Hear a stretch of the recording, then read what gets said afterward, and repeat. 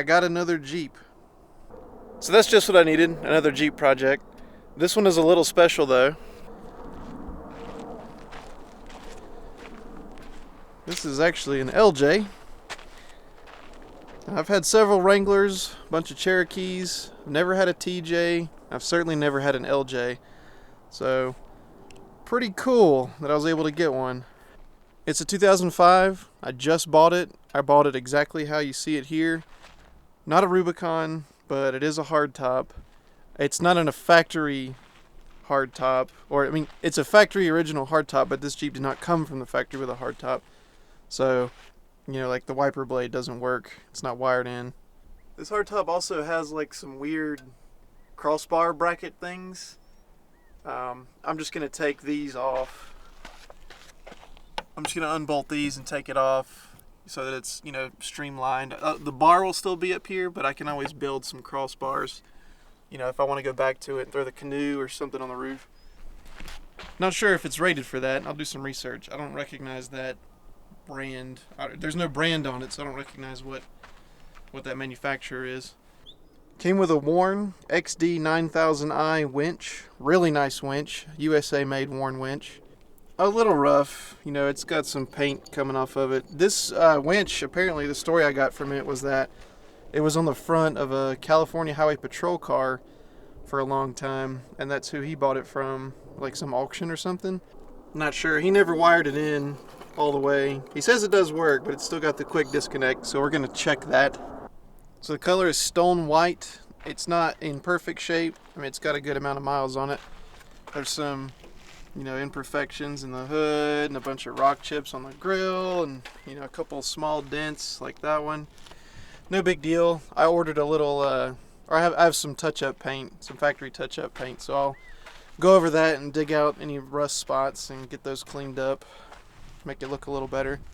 I think I'm also just going to replace these fender flares with some aftermarket factory style. These are so faded. I've tried painting fender flares in the past and they just never hold up or look as good as a new set of flares. And a new set of flares from like Onyx is really cheap, so I'll probably just end up doing that. Has a set of Pro Comp wheels. They are 16-inch. I might just replace these wheels completely and go with a 15-inch. There's a lot more tire options, I feel like, for a 15-inch. I'm not really a big fan of the metric tire sizes, but I don't know. To be determined. We'll see how I'm feeling. Tires are 265 75/16 Pathfinder all-terrains. They're in good shape. They're a decent tire. This is like Discount Tires in-house brand that's, affordable. The guy I bought it from was a fisherman, and the guy he bought it from was a fisherman, so it's got like, there's a sticker there of like of a trout or something. I don't know, a bunch of lures inside of it. Fly fishing license plates around. And on the interior, they gave me a bunch of flies. So, I'm not a big fly fisherman. I have gone a couple times, so might keep those. It is an automatic 231 transfer case. Interior is completely stock radio. It has just under 236,000 miles. Funny story about this. I've had a lot of 4.0s in the past. This is probably my 8th or 9th Jeep 4-liter engine. This is the newest 4-liter I've ever had. This is the only one I've ever had that has the coil unplugged, not the distributor. This is also the highest mileage 4.0 I've ever had, but it's the best running 4.0 I've ever had, so it's really weird. Even the air conditioner works perfect. So that's cool. It was taken care of. It's a little rough, obviously. It's high mileage. That was one of the reasons I was able to buy it. But I think it's in pretty good shape, and it's definitely right up my alley. Another reason I was able to get this LJ for a pretty good deal is the condition of the frame.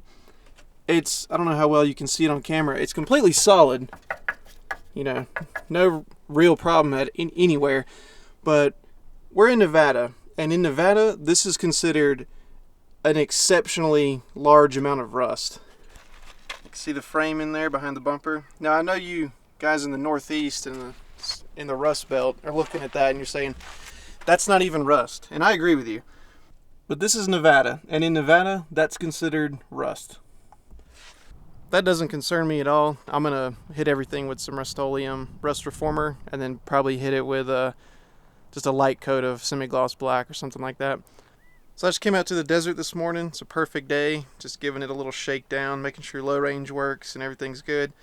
It runs and drives perfect. So I've already ordered a few little things for it to start making it look a little better. And it's got a pretty good valve cover leak, but he gave me a valve cover gasket. So he gave me a valve cover gasket and a bikini top for it. You can see more how the paint's been pretty beat up on the tailgate. Not that big of a deal.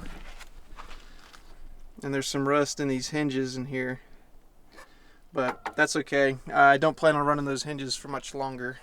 And it's missing the strut on this side to hold the glass up, so it doesn't hold it up very high, but that's okay. So I'm gonna get this in the shop and start working on it a little bit. The transmission pan gasket is leaking a little too. He said that the transmission was rebuilt 10,000 miles ago. I have no way to verify that, obviously, but it runs and drives and shifts perfect. So I'm just gonna clean up the leaks, reseal it up, put the pan back on with a new gasket, refill it, check transmission fluid, check the filter, make sure everything's okay in there, and then just drive it. Really, I want to kind of drive it around for a few months before I start putting a lot of stuff on it, just to get familiar with it, understand what it needs, what it doesn't need, that sort of thing.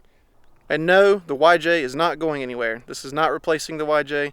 This is going to be the YJ's buddy.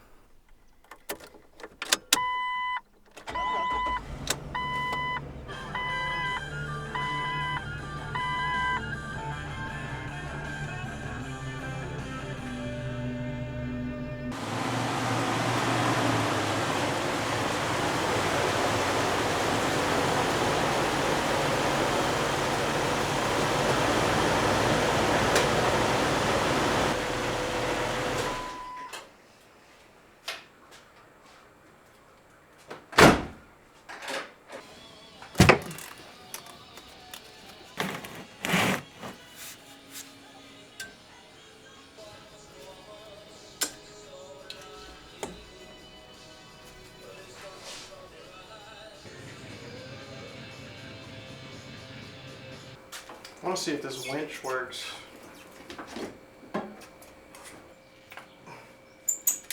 Oh, damn.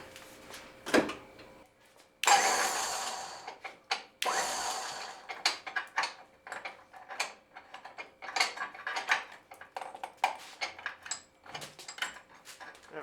we go. It works.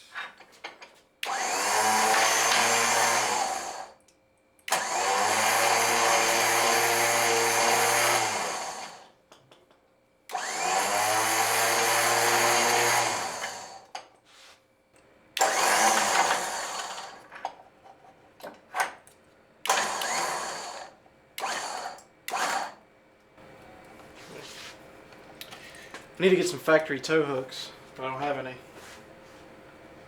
Actually threw some away not too long ago because I thought, oh, I'll never need factory TJ tow hooks.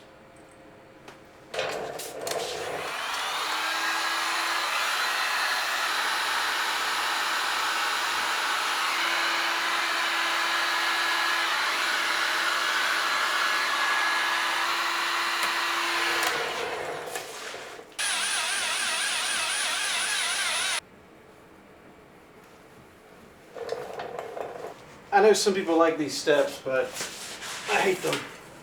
They're gone.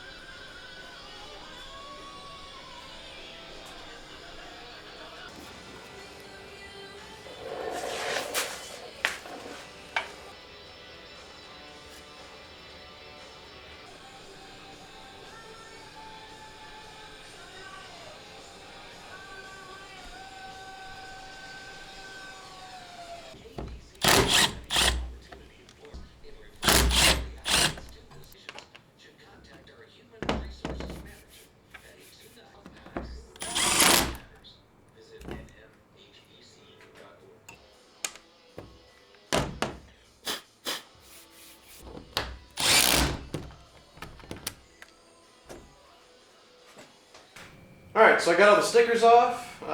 Looks a lot better. Every vehicle I've ever bought, I've had to remove stickers off of them.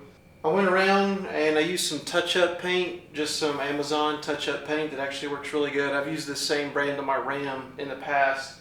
Went around and just touched up a bunch of places on the grill, fenders, hood, the A-pillar, a little bit on the tailgate, just trying to make it look a little better, and I think it actually made a pretty good difference.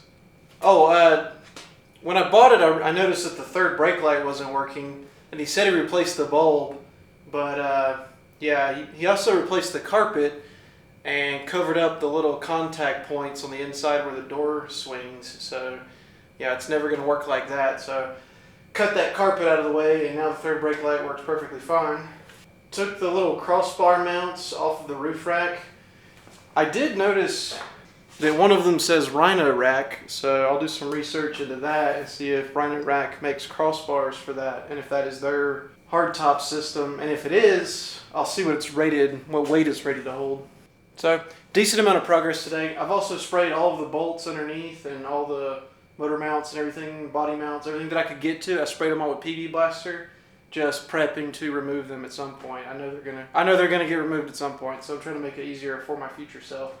It looks way better now though. I think I'm gonna take it, get it washed really good, and then I've got some parts that I'm gonna put on it, some gaskets and stuff, and a few little mods I want to do. I don't know if I mentioned this Jeep is lifted like 1 3/4, 2 inches, something like that. It's just a budget boost from Rough Country, but it sits pretty good and fits these tires and it rides fine. So I'm gonna keep it for now.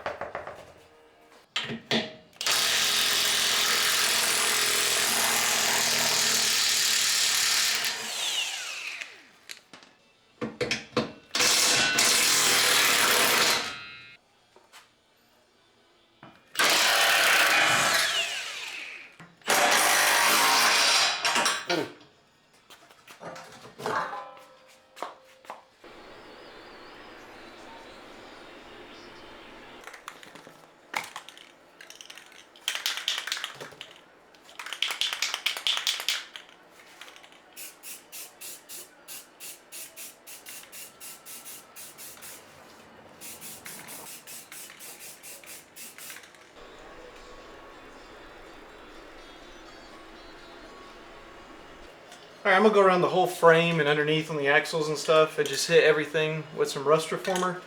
It's not bad, it just is pretty discolored, but it looks way better with just a quick coat of this. I'm going to do the same thing for this hitch and the bumper. They're a little crusty. I don't plan on keeping them forever, but I'd like them to look a little better.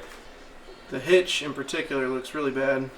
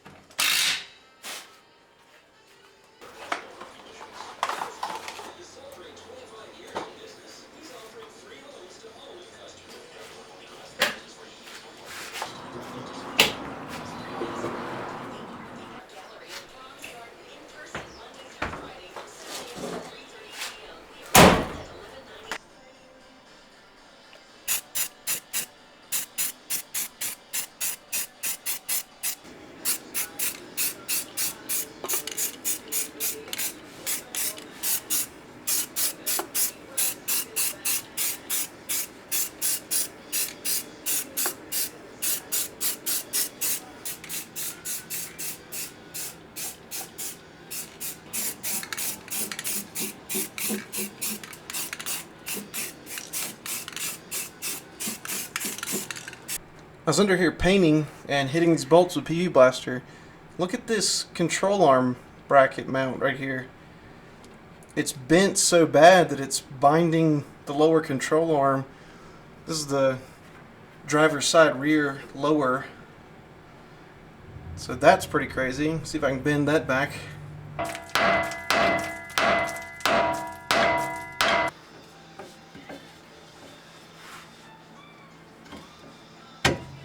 Yeah, I was just going to turn that bushing. I'll have to pull this control arm off to fix that correctly.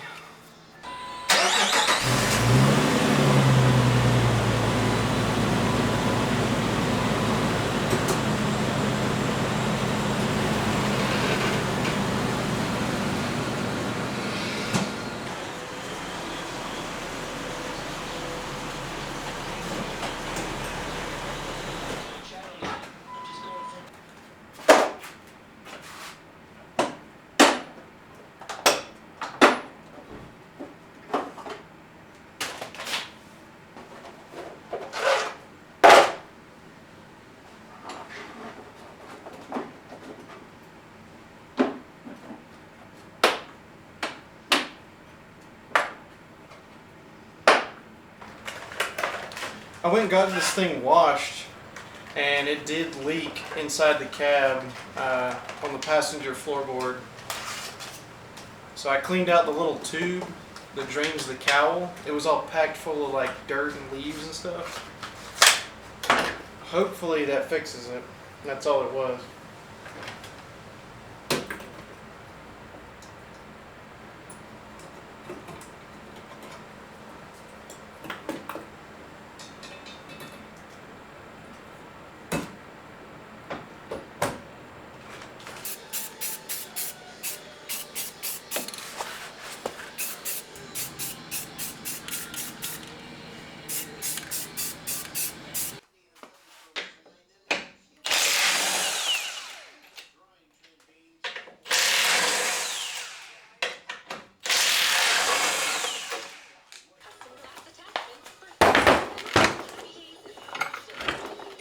Alright, so I got some new winch cables made up to replace the quick coupler that's on this winch right now. These are 2 gauge. Some people say the 2 gauge isn't enough. You need like a 3/0 or something ridiculous, but Warn ships their winches with a 2 gauge cable. So I'm going to go with what Warn says and not with what people on the internet say.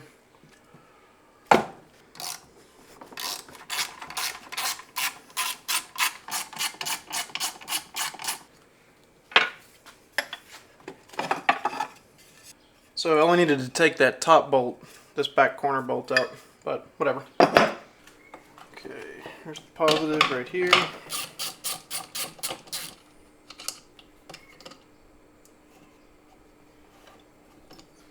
Okay, here's the new positive. This is made in USA. This is made in USA cable that is rated for outdoor use with marine, automotive, solar, all that kind of stuff. So this is good cable.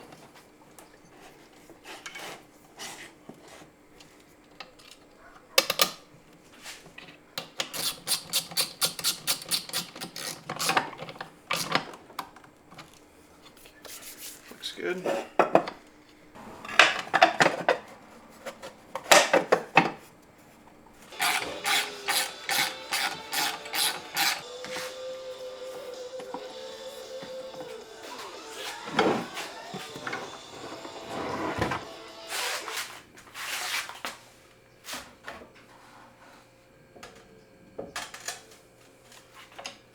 I hit these sway bar brackets with some paint.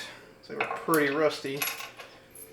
Gonna switch these bolts out to 10.9s. They were 8.8s for the sway bar bracket, so a little bit stronger.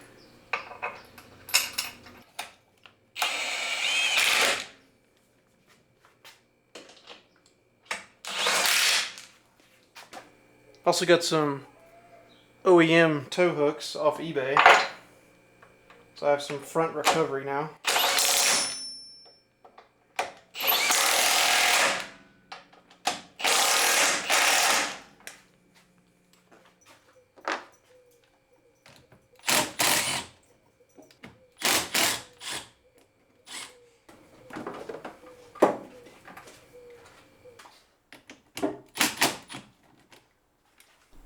Alright, much better. Front tow hooks and a winch that is hardwired in correctly. These cables are 72 inches long. Don't know if I said that. It's pretty standard winch cable length. I got some new fender flares. As you can see, these are pretty bad. I could just paint them, but one of them on the back is already damaged anyway. So I'm just going to swap new ones on. I've already started taking the little extension off. I didn't buy the extensions. I just bought the 4-piece flares because the rocker guards that I have ordered are going to cover this part anyway. So get these changed.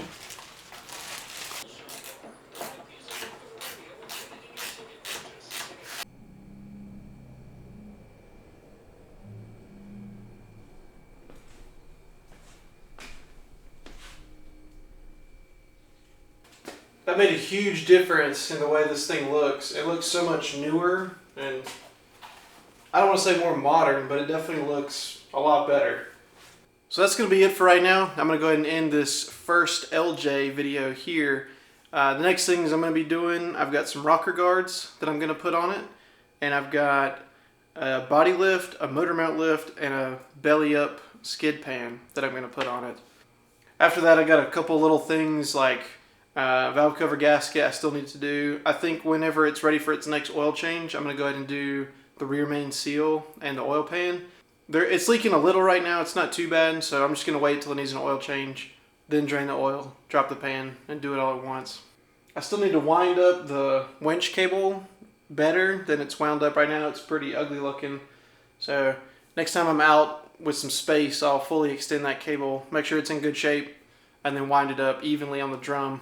The frame looks great after the paint. It's been like, I don't know, a week or so maybe since I finished doing the paint on the frame.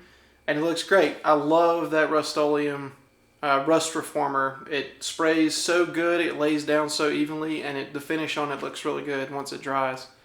And it only takes one coat to make it look that good. It's expensive, but I've always had good results with it. So the plan for this LJ is to drive it. Most people on YouTube, when they get an LJ, they swap in 1-tons, or they go up to 37s or 38s or 40-inch tires or 42-inch tires or whatever. And it's almost like a competition on YouTube to see who can build the biggest and spend the most money, when they're building an LJ. That's not what I want to do. I want to call this my everyday LJ. I do want to eventually lift it and put it on 35s. But I want to keep it very modest, very streetable, very drivable, very comfortable, very reliable, and just drive it like all the time. I don't see a lot of LJs on the road, and I'd like to be the one that people see that's daily driven anywhere and everywhere. I do want to add cruise control to it. Unfortunately, although most of the later model TJs and LJs were pre-wired for cruise control, if it wasn't installed, this one is not. So I am going to have to run some wires and do a few things, but Jeep, Mopar, whatever, actually there's a set of instructions directly from them telling you how to install it, wire it in and everything, and it's very straightforward. The wiring part's going to be the worst, but it's very doable. So after I get the rocker guards on, and I do my motor mount lift, body lift, and belly up skid pan, I've got a few little small things too, like I'm going to put a CB in it. I've always had a CB in my Jeeps, and I always will.